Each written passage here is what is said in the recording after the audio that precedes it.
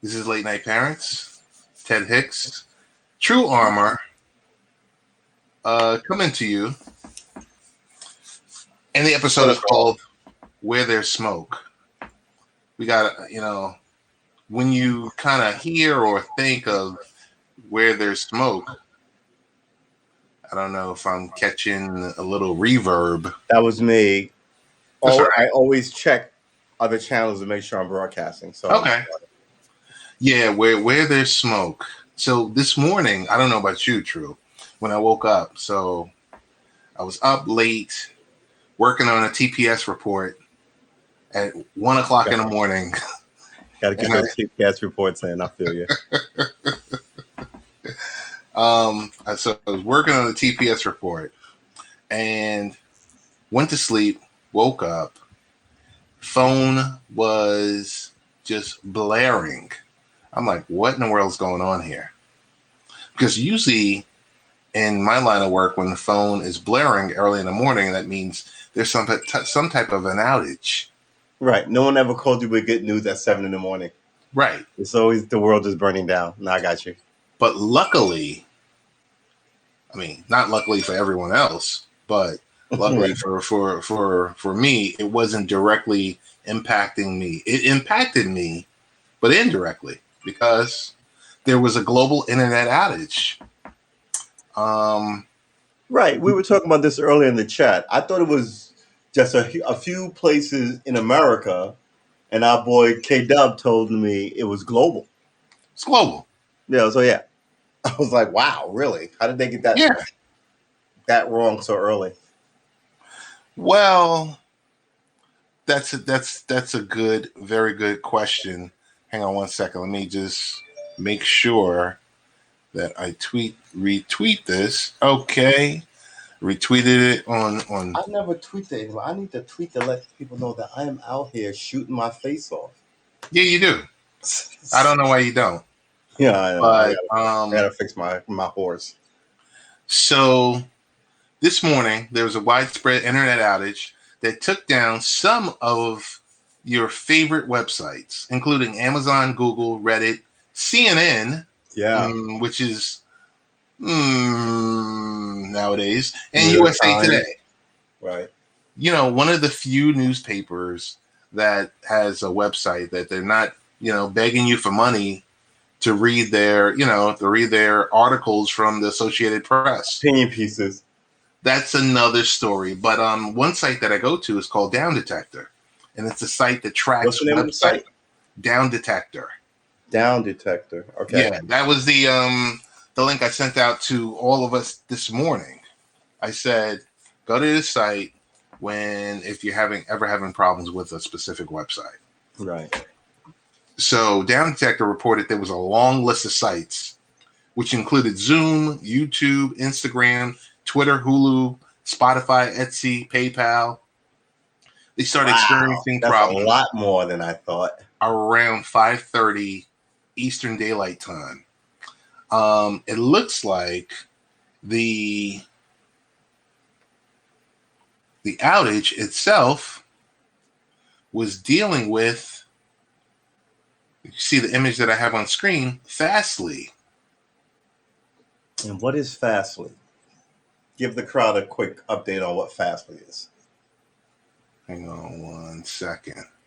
So Fastly itself is a basically a cloud platform that powers websites such as, the New York Times and Shopify.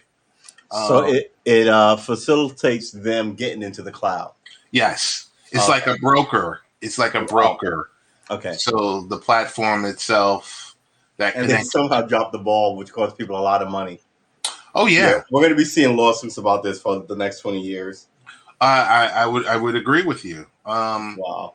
So it was like, people were getting that error, unknown domain. 505, right. Yeah, the error 503, like service unavailable. And, because, nowadays people immediately think, we're being hacked. Right.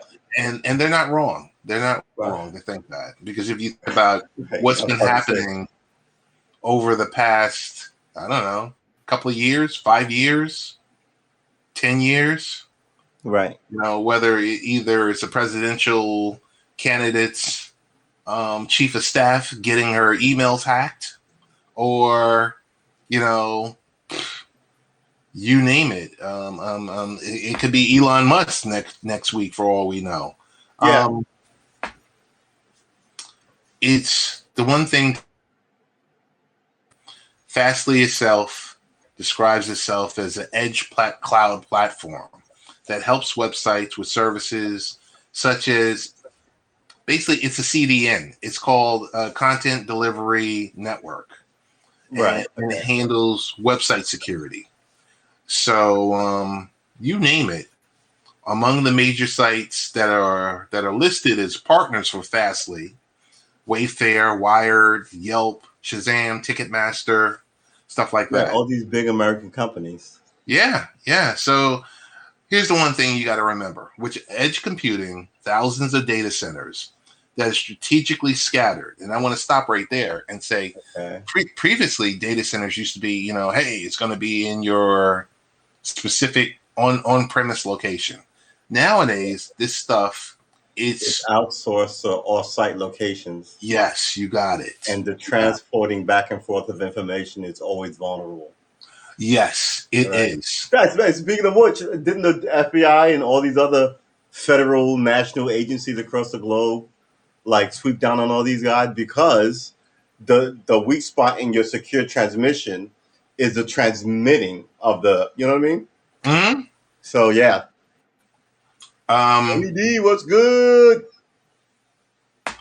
So here's the thing that you got to remember. This stuff is strategically scattered around the world to shorten the distance for each user's needs to reach a cloud service, a site, speeding up service. So it's similar to how your Wi-Fi signal weakens the further you're away from it. Okay. The closer you are, the stronger and the faster the signal is. You got to be in the heart of it. Right. Okay. You got to be in it to win it. So. Right. What's good, Tony D? So that was this morning. That was early this morning. Second story to tie into it, and I just want to get your take on it. Invisibly. So really quick, Invisibly. It's a startup company. Well, we got billions of startup companies, but this startup company will give you money to sell your data to advertisers. How do you like that? I think this is a workaround about your freedom to not be exposed, right? If you're going to allow private companies to undo the fabric of what the place was founded on, then you don't have a country anymore. You live and work, and you're a citizen of a mall until someone else comes along and wants to sell you something else or sell you as something else, right? Better be careful. I think it's a bad mood. It's like one of the sinister things about Star Wars. I love the story, but the thing that George Lucas insisted that they do was sell their likeness, and to me, that's like selling your face and have people say you. I mean, that's an essence of you that is weird. And some people go, nothing matters but money, so none of this stuff matters. And that's give it 10 years before people are paving over cemeteries and building high rises because nothing matters, right? But I want you to listen to the title, Invisibly. It's a startup company that will give you money to sell your data. Yeah, you shouldn't be allowed to sell your data. They shouldn't be allowed to sell your data. What they're doing is a workaround, quite frankly, right? They shouldn't be allowed to sell your data, right? Just because someone hasn't said the new crazy thing you came up with isn't illegal doesn't mean it should be allowed. Because there are a lot of very clever people who have managed to steal trillions of dollars in this system by being too clever for school, and they commit generations of people to poverty, right? So I mean, you gotta remember that you cannot just give away your information And how much are they? Your information is always accumulating. So do they buy it once and own it forever? If you're 20, do they own it till you're 80, or do they have to re you up? Does it expire and they have to give you all your information back? These are questions that you should be asking. I'm not even a lawyer. This whole thing just sounds bad to me. And what's going to happen is they're going to do it. They're going to make money. They're going to hire lawyers to cut your throat against you having a problem with them. And if you're one of the lucky few to climb to the ranks of the Supreme Court, where they're all golf buddies in the first place, they'll tell you, yeah, no, you don't own anything about yourself anymore. And you're like, wait, what? What? So, yeah, I don't know. At this point, they'll be like, all the stuff you sold us, meaning the essence of you we own, and now your children, we own them too, because they are essentially the essence of you. And then you're going to have to go to court to figure that out. You better watch what people freaking... The moves that people make who wear suits and ties are never looked at as hard as the guys who wear hoodies and sagging pants and boots, right? You instantly get a feeling about those guys, but you also instantly get a feeling of trust from these other guys. And, the middle class is shrinking because of those guys. We'll see what happens. So technology is a wonderful thing. Yep. But all too often it works to serve the interests of companies more than people, especially when it comes to data collection.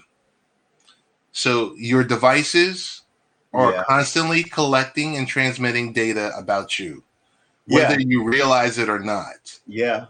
So that's kind of where you're not realizing it.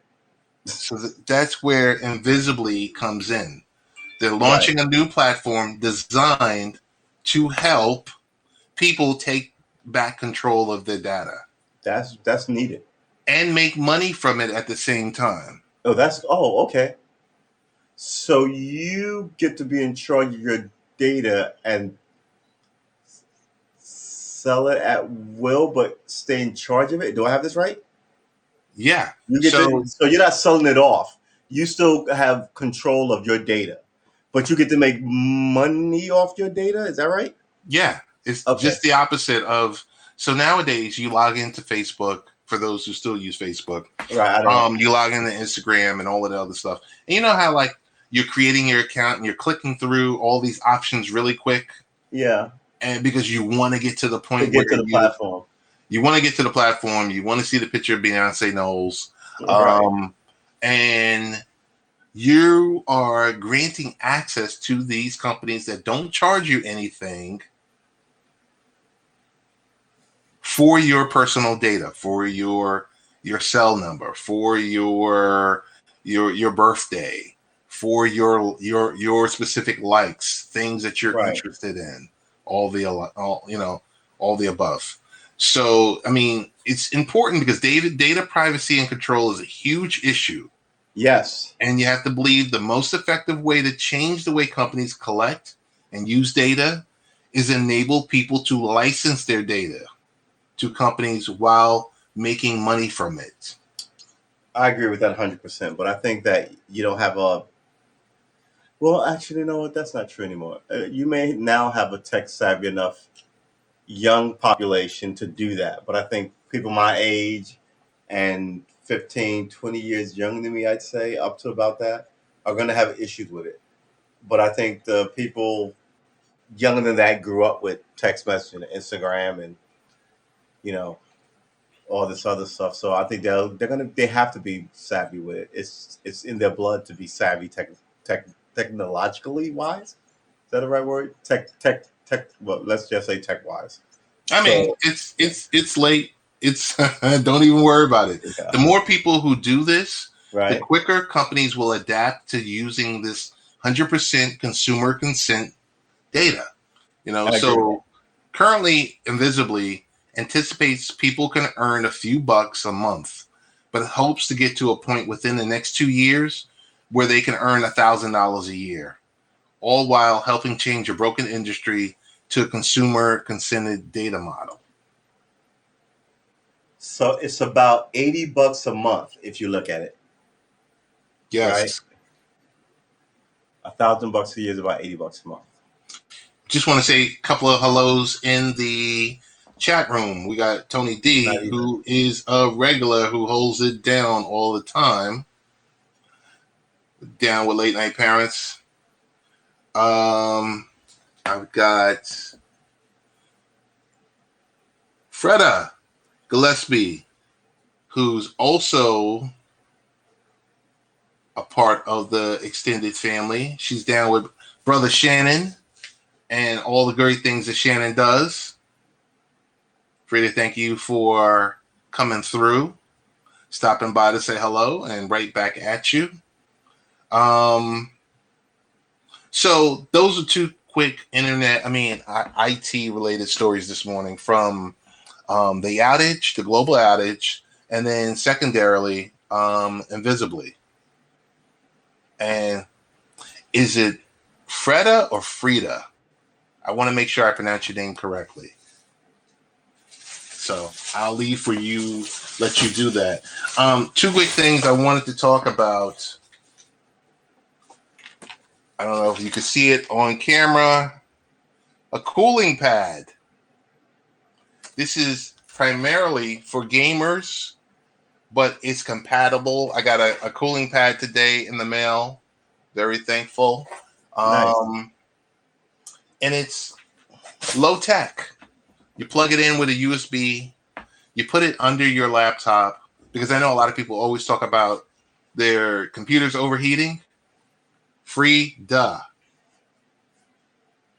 I won't mess up your name again. I promise. Like Thank you Frida so much Kahlo. for clarifying that. Wait, what's her last name? Kahlo? No, Gillespie. No. Frida Kahlo was an artist who was So famous Mexican muralist, I think she was. I got the cooling pad, and also it looks like a messenger bag, right? Yeah. Watch this. From our friends at Portovino, it's not only just a messenger bag. You're going to lose your mind when I show you this. On the back end of the bag has a little spout right here.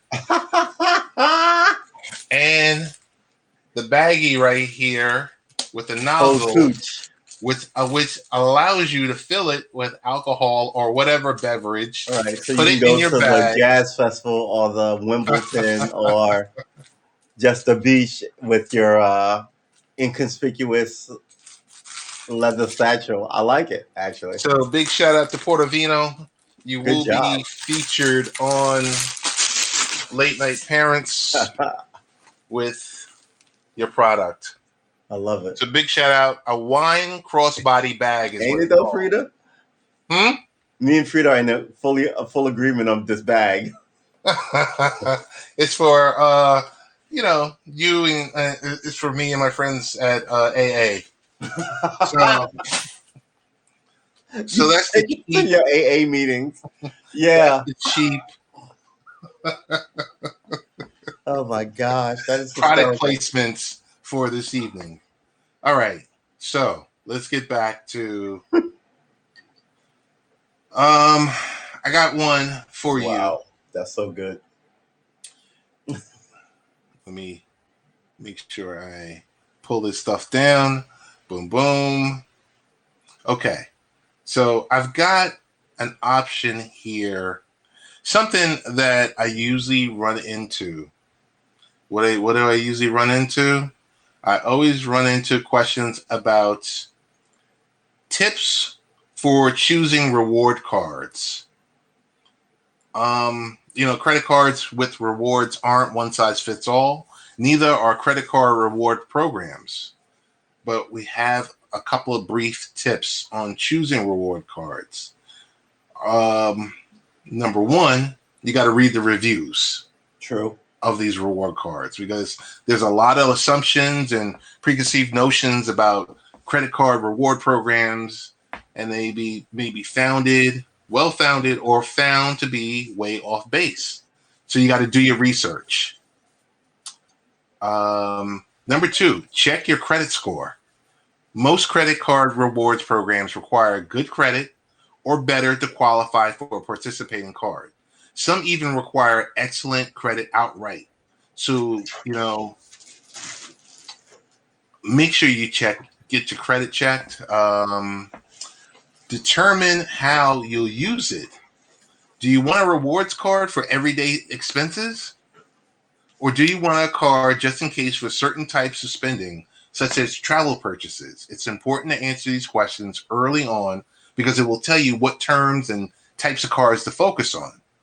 So, for example, some reward cards offer a consistent earning rate across all spending categories, while others give you a more value when you buy certain items or redeem it in a certain way. So you basically got to figure out exactly what you're looking for.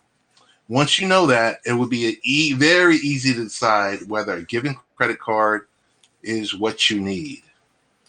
You got to consider both earning and redemption values. It's impossible to evaluate credit cards if you don't know how much the rewards are worth. So it's obvious with the cashback credit cards, but it can be tough to tell with points and mileage. I don't have any cards that reference, mileage or hey, you take this trip and you could do X, Y, and Z. But I got a bunch of friends that do have that. And they always ask about the points. It's all about the points and about the specific mileage. You got to avoid unnecessary. My lighting fixture keeps dropping. I'm going to send a nasty gram to... Haven't you switched where you normally, weren't you at the other place before? Well, all right, I'm going to get back to the story. Okay. But here's the problem. Problem is the missus came back. So I was sitting at her desk. That sounds like a horror movie. The missus came back. She returned and she was just like, what are you doing at my desk? So I am now back over because I told her it was all about the ambiance. Right. You saw the picture of Muhammad Ali and you saw the picture of Malcolm X and you saw the TV screens and you saw the football jerseys and everything was going on. And you saw you packing up your shit and moving it across the room. Yeah, across the room. Yeah, exactly.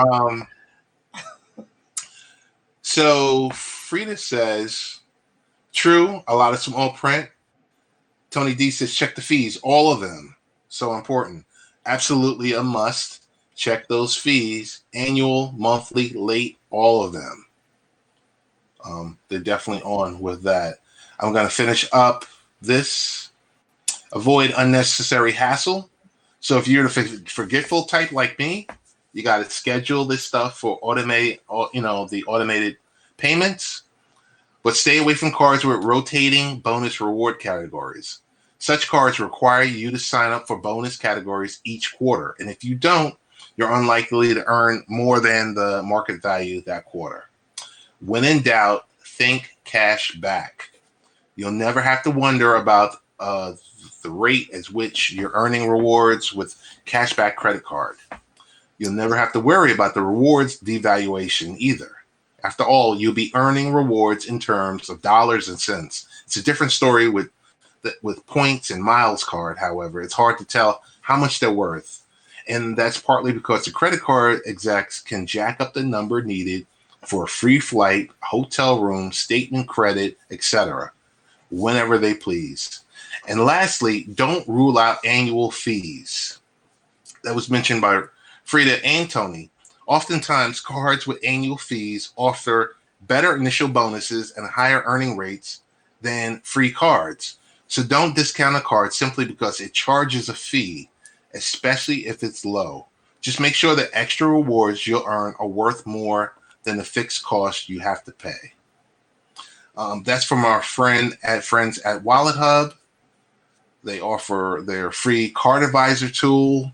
I think, I made that in the comments. The article is there. It's my nephew, Captain Rehab. How you doing? Captain Rehab's in the building. So as we shift, what's going on with you? What is some of the things you want to talk about? Me? Yeah. What do I want to talk about? You want to talk about Prime Day Summer. coming up on the 21st and Prime 22nd? Day? No, not really. You want to talk about him shooting himself into space? Oh, Jeff Bezos, shooting himself into space. Yeah. Uh, What? privatizing the good work at NASA. You know, Apparently, he's not even the good person at this billionaire space game, right? The one who's making all the moves are the Canadian guy, that Elon Musk guy. okay. But he's killing on the business front. Don't get me wrong. Amazon is a great thing, but you know, it doesn't have to be gotten here. If I order it right now, it doesn't have to be here in 5 minutes. You know, I mean, give, it's give nice the if it's driver an there in hour. 5 minutes. You know what I'm saying? Give the driver an hour. Let him unionize it. I don't need you to beam it to my life. I can wait a day or two, and that's all I'm saying. But we'll see. I think I was at an Amazon party. This is pre-print. I mean, it's sad that every time we have to share stories, we say this is pre-pandemic. Right, I was at a function. What I like to be called the before times. Right. I was at a function. It was an Amazon sponsored party. I was there because I blog also. And what they were offering was the 1 hour service. 1 hour service. Think about that. Order from anywhere in the country and have it in your hands in an hour. No. It's pretty amazing. No, not that. But they're getting there. But so I was in downtown Manhattan at the event. They gave you a list of items. It was like maybe 30 items. Okay. And basically you can order it, and they were confirming that it would be there within the hour. So here I'm sitting there, and they're like, order anything. And I said, okay. So I ordered some Tide. I ordered some whole milk. That's what you ordered? And some pickles. Oh my God. Wow, that's a fairly eclectic bunch of shit to be ordering. Okay. And it was there. By the time that I was leaving the event, it was there, and it was heavy as hell walking to the train station with these items in my hand. Oh my God, that's so good. It really was. It was really like, I was like, why in the world would you do this? Why didn't you just order something small that they could pull out of the truck that they had hidden around the corner? Right, exactly. Somebody offered it like a muffler, and they're I'm ordering something that they cannot possibly get to me in an hour, and it shows up in an hour. So Jeff Bezos with Blue Origin, his version of what Musk is doing and what Richard Branson is doing. With Musk, right? There's Blue Origin, which is Bezos. There's God, I was Virgin Galactic. Virgin Galactic, which is Branagh, right? Not Kenneth Branagh. Kenneth Branagh is the actor. Who's the Virgin Atlantic guy? Richard Branson. Richard Branson, right? Richard Branson, and then the last one is Elon Musk, and his SpaceX. Is what? SpaceX. Okay. SpaceX. Virgin Atlantic NASA is taking our money and doing what with it again? Exactly. These private organizations are blowing your doors off. We should all have a problem with this. NASA should immediately up their game, and they haven't.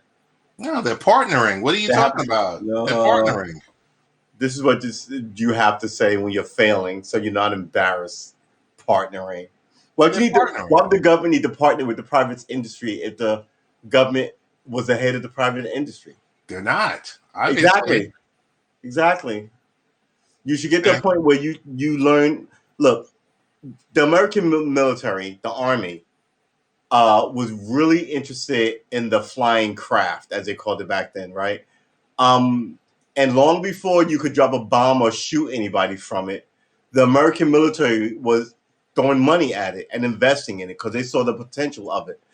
That's not going, oh, we're going to wait till it hits the market and then buy some of them and figure out how to use it. You know what I mean? They help you pioneer to shore it up because they see something valuable in it. And I think that's, don't forget it. I'm rambling. Forget about it. Well, I'll tell you this much. I do think NASA has dropped the ball on this thing. And now they're getting by on partnering with people who are doing things. It's like, what's that famous sketch about Ben Affleck and Matt Damon, where Matt Damon is writing the whole thing, like, and Ben Affleck is like lying on the couch with a beer, going, "Hey, you should put my name on that, like Good Will Hunting or whatever." So that's kind of like the funny thing about what's going on here. Like, I think NASA is just sort of going, put my name on it. Of course we have deep pockets for a government, but at the end of the day, you should be learning what they're doing and duplicating it and making it better. And not for money. You should be doing it for the nation, and you're not doing either one of those. Frida, I want to thank you for the great discussion award. Also, who stepped in the room? Kaboom! Banner Man is in the building. Wow. We're not worthy, sir. We're not worthy. So I will tell you this. Banner could tell you a lot about Doge and crypto along with Tony. They are the kings of that. But right. I will tell you that Richard Branson stock, the Virgin Galactic, I bought, what was it? Maybe about 20 shares. It's gone up 108% in the last month. So he's doing something right. Well, hey, Richard Branson has been knocking it out the park since he was like 17. He started Virgin Records when he was like 17. I think his first group was the Rolling Stones. So the guy is not a slouch, right? And he's been perpetually innovating since then. So I'm not sleeping on him. Even when he had that psycho phase of him and the other billionaire balloonists traveling around, like, remember these giant, they weren't Mylar. They were like silver, and the guy who was his main rival. This is the thing about hot air balloons.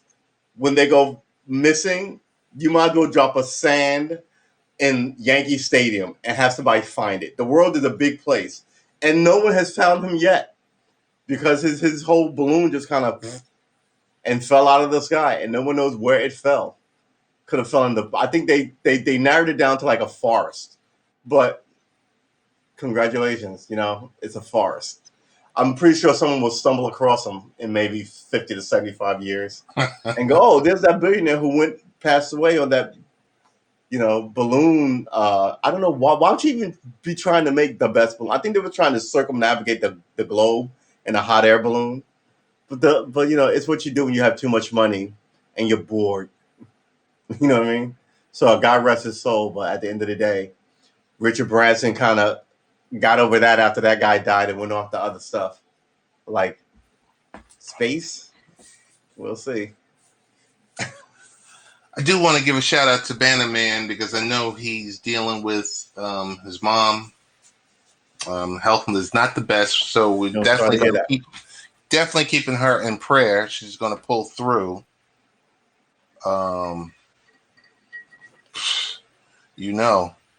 And Tony is right. You be there no matter what. Forget it. Forget everything else. You got one mom. I will say this. Father's Day is right around the corner. And I like to feature the dads because we don't get enough love. Mother's Day, here's my spiel. Mother's Day, you can't get into a mall. I don't care. Pandemic, whatever. You still couldn't get into a mall. Everywhere, churches are filled. Church crowns were out there, but it's a little bit different for Father's Day. And I think we're going to do a collective show in 2 weeks. We're going to do it on Sunday Night Smoke. You're going to call it To the Moon? I don't know. We're going to call it To the Moon. But that's a Jackie Gleason reference for all you 20-year-olds. Jackie Gleason was an old actor for all you 20-year-olds. But what role did he play when he said to the moon, Alice? He was no, Cramden was the other guy. Norton was the other guy. He Yeah, was Ralph Cramden, right? right, from the And he was a Honeymooners. famous. It's 1950, like I want to say 6 or 7. He was famously a New York City bus driver. Yep. Yeah, who lived in a tenement building, like a project kind of back before Friends tenement apartments were these giant suites. Like theirs looked like a tiny little box of an apartment, all shot in the kitchen. So Was listen, the we're gonna most do famous something. program on American television for a number of years. For like, I want to say, even after retirement, even after it was canceled, it was on syndication forever. It was super Forever. popular. Yeah. So I think we're gonna do something on Sunday Night Spoke Yeah, let's do that. podcast. We're gonna talk about fatherhood. We're gonna talk about. Um, I think it's like a 2-part episode. He's going to do something kind of raw this upcoming week, where it's going to be like a fatherless child type, fatherless sons type show, and then the next week, the following week, I think the Father's Day itself. We're gonna do, I guess, a panel. We'll be on as a panel. Okay. I know Tony D is going to jump in. Maybe Bannerman jumps in there. Maybe we can have a bunch of dads just join and talk about that. Oh man, You know, this is gonna lead to a whole bunch of divorces. I can see it. nah, it won't. It won't. I don't think it will. How many women are on this panel? Oh well, I don't know. I'm just going. Because you need to have a couple of women there just to not to throw shade, because you know how to, but to big up, so it doesn't look like like the guys are just kind of patting themselves on the back here. But man, it's gonna be hard to find somebody who's willing to like go, yeah, like dads are important. The society had so, I think, pitted men and women against each other that finding someone who says that has to either be your wife or your daughter. You know what I mean? They have to be that close. It can't be like a good girlfriend who's like, oh yeah, But back when I was, surely some ladies like their pops and their brothers. Surely you can find one. But yeah, all fathers should be broadcast. Amen to that, Tony. I think John Ardmore is in the house. John, how you doing? Thank you for stopping by. So I mean, I think you made a joke earlier today, Tru. You talked about, hey, so you're definitely going to get a new pair of Hanes Yeah. t-shirts and Happy Father's Day. Here's a tie again. is it the tie? Is it the drawers? This is the same tie you got me last year. Or for wait, $3. Wait, are they going to re-gift what they gave you last year? No, they just didn't even care, so they went out and bought the same cheap thing that they found last year. And now you're having to get 2 ties for like $1.50 over 2 years. You're like, Ugh. So I had an article that I posted last week on dads plus homework help equal quality learning time. As we know, Father's Day is rapidly approaching, and an increase in dad jokes told throughout the land. It's important to know that dads are far more useful than merely as bearers of, eye-rolling humor.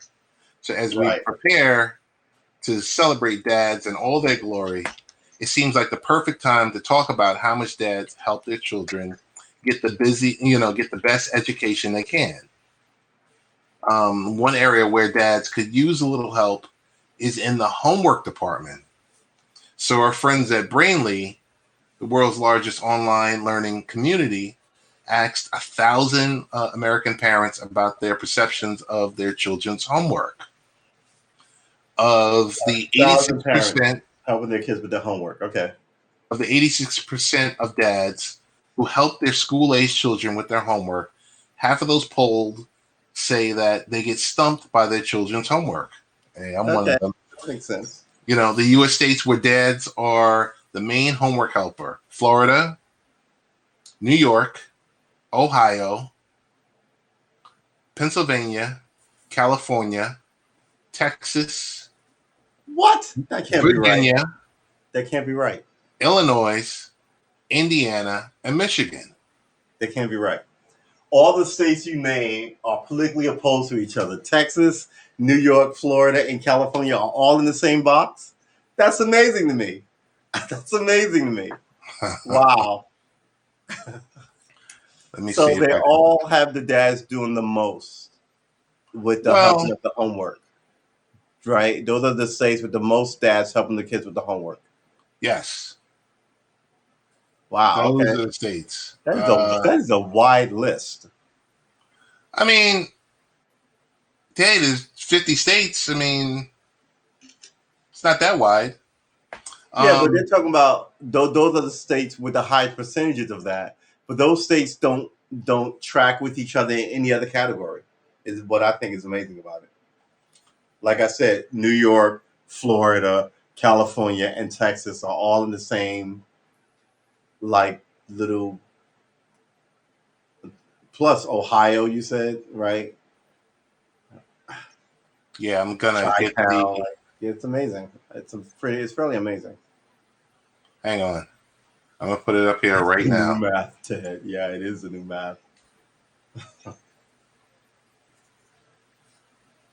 Yeah, look at this. Gotcha. Look at all these states that should not be on the same list with each other. Florida, New York, Ohio, Pennsylvania is Pennsylvania still Republican? I think it votes Republican. California, Texas is Republican. Virginia just went Democrat like in the last 8 years. Illinois, Chicago, Indiana, Michigan. Wow, Michigan. Yeah, none of these states should be like. I get Florida, I get Pennsylvania and Ohio. I get Texas.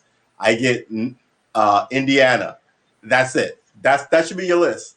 Just like Florida, not Florida. Just like New York, California, Illinois, and Ohio. Is Ohio liberal? I think Ohio is liberal, and Ohio should be on the same list.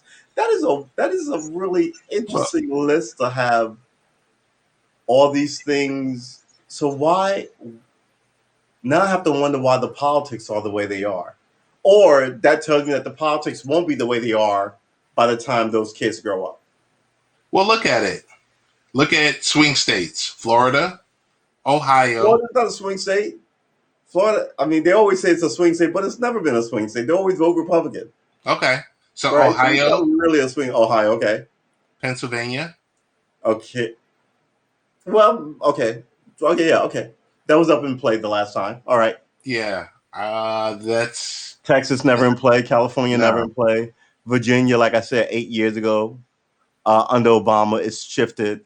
Illinois is still Democrat. It's still Chicago. It's still Motor City. It's still Detroit. It's still I don't know. All right, man. I'm off So, the topic with this. I just found that list amazing. But okay. so during school closures and shifts to online learning over the past year, fathers have been stepping up in a big way when it comes to things like homework help and Right. household duties.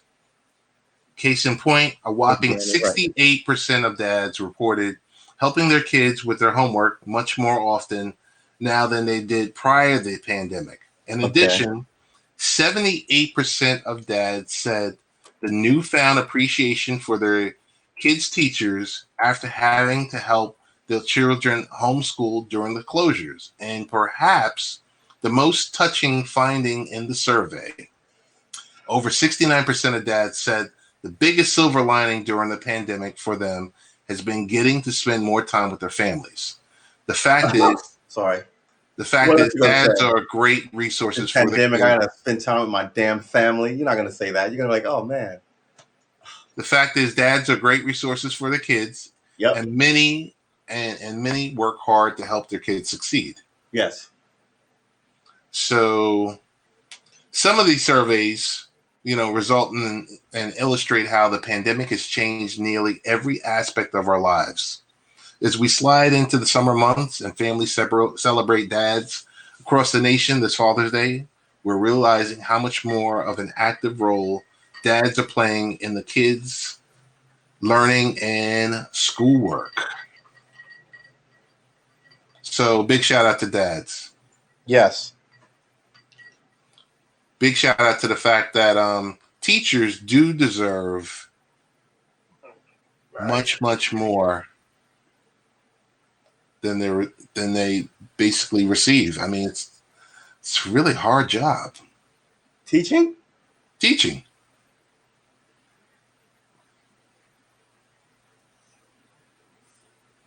And John, we're going to give you put your comment up there. Thank you. Teachers deserve some props. Dads are Sorely underrated. Wow. sorely Yeah, that's a underrated. good- Sorely underrated.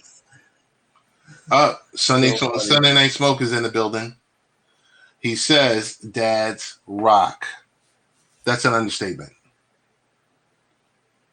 That's an understatement. Okay, so we discussed a bunch of things, from the outage to Invisibly. We did some cheap product placements. What I want to know from you, They were so subtle. I didn't even know if they were product placements. tips for choosing and rewards cards. Tell me this much. Amazon Prime Day is coming up, June 21st and 22nd. Now, I'm not getting paid by Amazon for this. I just want to know, is there anything that you have your eye on? I might buy a keyboard because I'm down this rabbit hole of music learning. So I might buy a keyboard. If I can get a good keyboard that shows you how to play a keyboard, as well as you can cut that off and actually do actual good keyboard with it, then I can have it for the next, XYZ amount of years.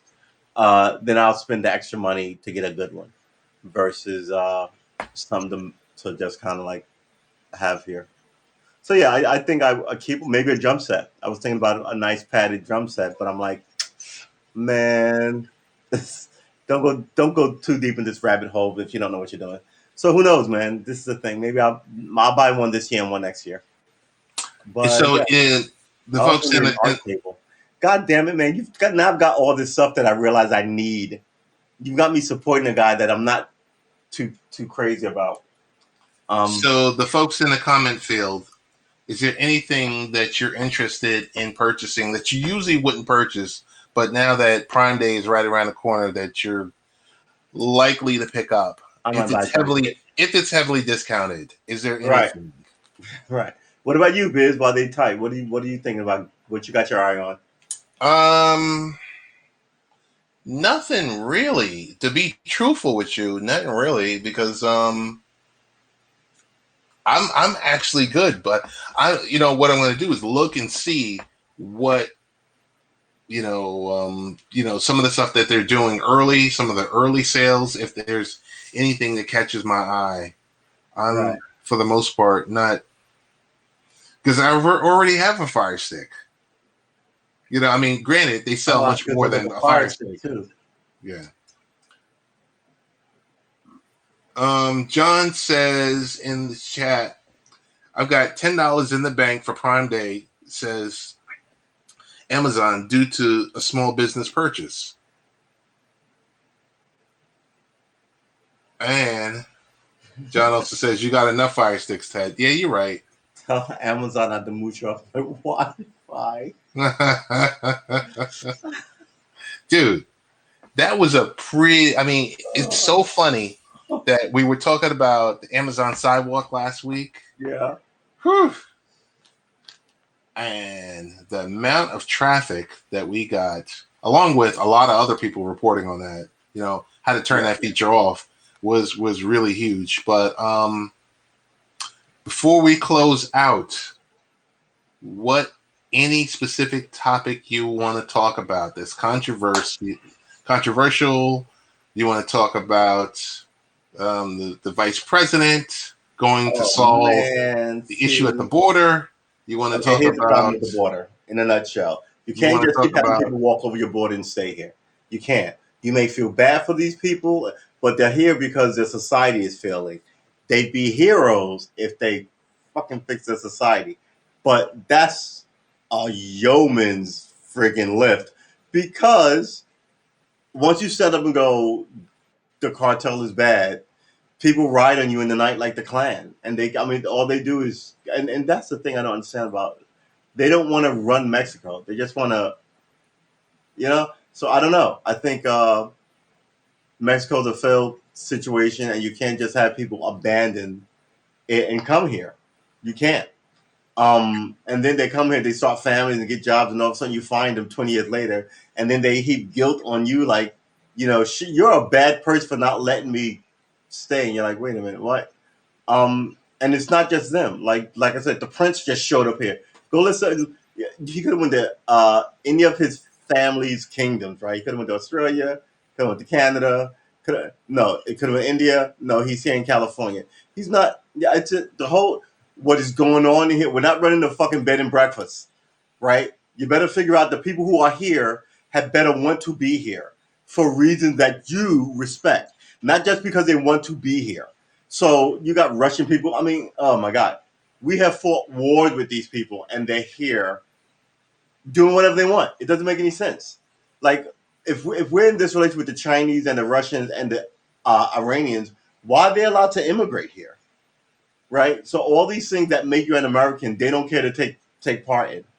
They just want to be out of the place that if they said what they said here will get them, in a shit ton of trouble. Right. So, and then they come here and they don't really take part in the society. It's a problem. And if they do, they take part in the negative bits of it. Right. Like the racist bits and so, you got to make sure the people who are here want to be here. Otherwise, you're letting people in here who will up in your country. And like I tell people all the time, they're blowing shit up in all these other places, shooting it out. Don't be so smug and arrogant that it won't happen here, right? And don't be so smug and arrogant to think that you won't be affected by it, right? Even if it goes off, three things can happen. Yeah, maybe America will put it down fast, okay? Maybe America will take 10 years to put it down, but in that duration, your kids or family member or somebody will be affected by it, and it's all these people who just show up here. No allegiance, no nothing. They're here for cash. So yeah, I think it's a problem. So Mexico needs to fix their shit and stop blaming us for not accepting. There's 20 million Mexicans here. You're gonna let them all stay? You're gonna give them all a pass while not securing the border? Because in another 10 years there'll be 30 of them, and then 50 million, and then what? Then what? It's better that you invade Mexico than you let this slow death of America happen from Canada and Europe and Mexico. People just show up and stay. So yeah, I don't know. I think Mexico needs to fix their shit.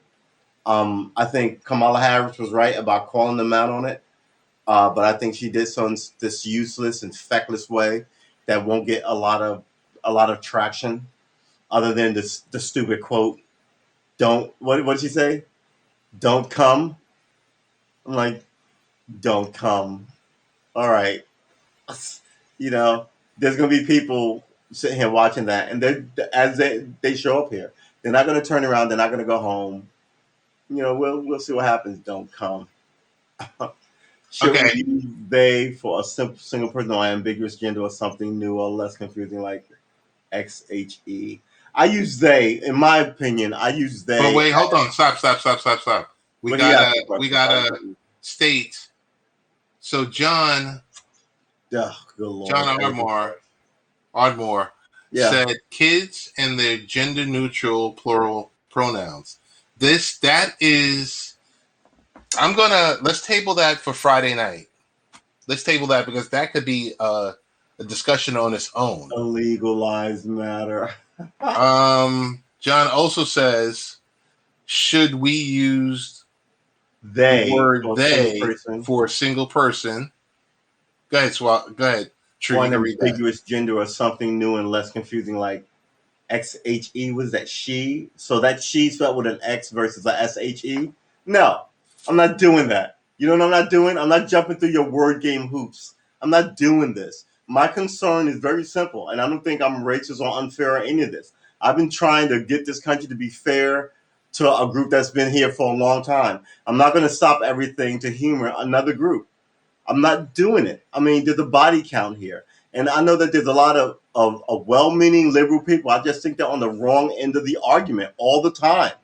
And when I start talking like this, all of a sudden I have to leave the party so you can exist in this realm Look at how right and wonderful we are. No, I'm not calling anybody XHE. She, what is that? She? All right, I'm not hold doing on, that. hold I'm not on, hold doing on. that. I So, want you to prosper. God bless you, but I'm not leaning into your mind fuckery. Excuse my language. This word game to make you feel better about it. I can't even Friday, get a cab to stop for me in New York City. For Friday, God's sakes. they can be one or two people. It's effing confusing, and my daughter says they. John, They is legit. How about John, they? you're gonna have to come up on Friday. On Friday, you're gonna have to come up. Um, I will say this My much. daughter I don't says know if he's they. still out here. Sunday Night Smoke podcast was in here earlier, and we were giving you a shout out about your upcoming Father's Day, your 2-part, I guess, series. Nice.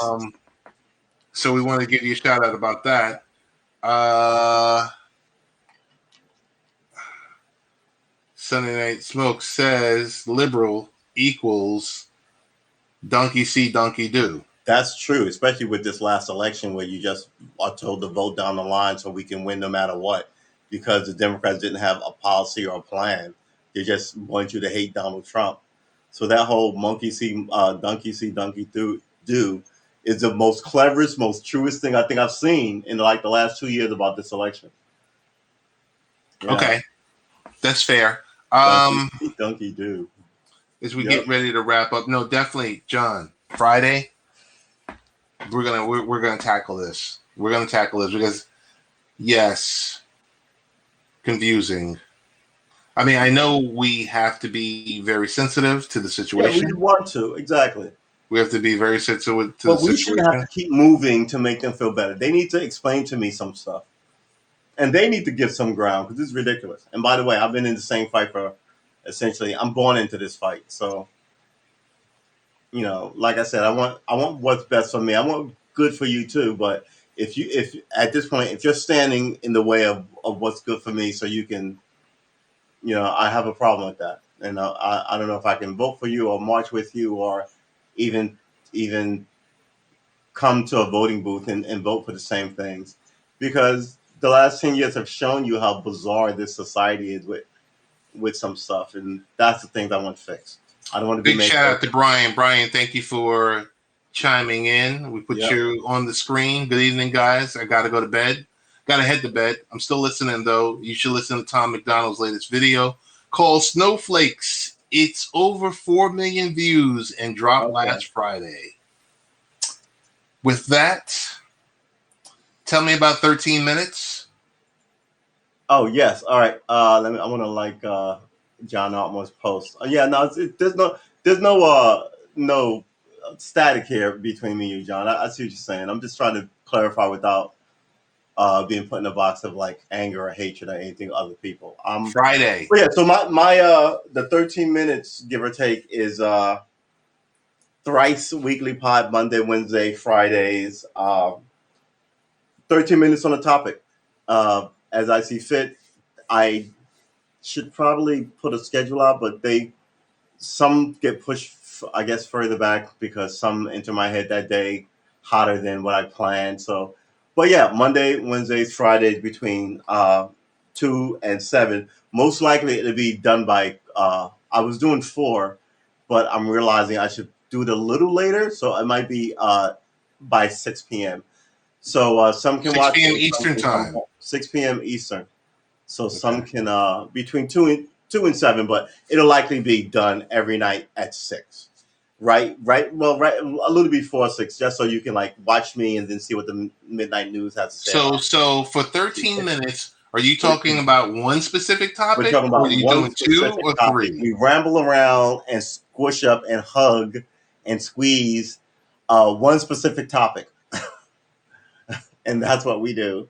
We we like there's more than me. I do one specific topic, look at it from all angles, um, backflip, cartwheel, the whole bit upside down, right side up, and see if I'm crazy. And maybe the people in the chat will go, "No, Deranged? you don't know what you're talking about," or they'll go, "Oh, that's a really good point. I didn't. That's disappointing.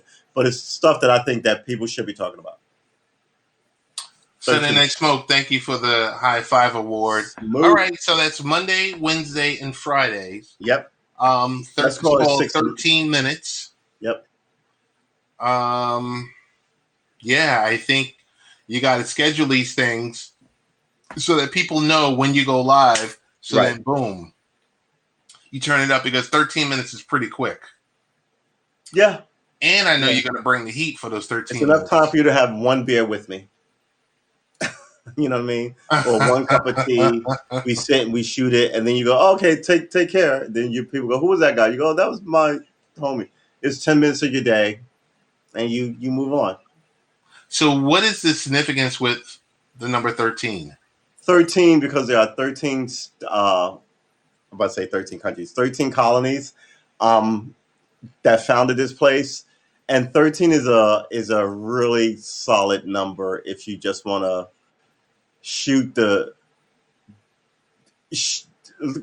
hash up something with someone and not dive too deep into it. It's a really nice way to rekindle old friendships, right?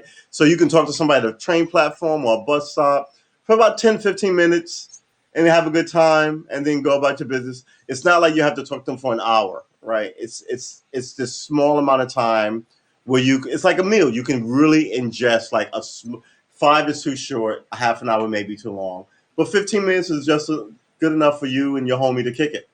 Have a beer, say whatever, and then get back to, like, your husband or your kids or your wife and your children. And feel good about it. Or at least feel not put out by it because you didn't spend so much time on it. But you might walk away going, that guy, he said this. What do you think about that, honey? Or Bob or Jim or Bill or Mary or whatever.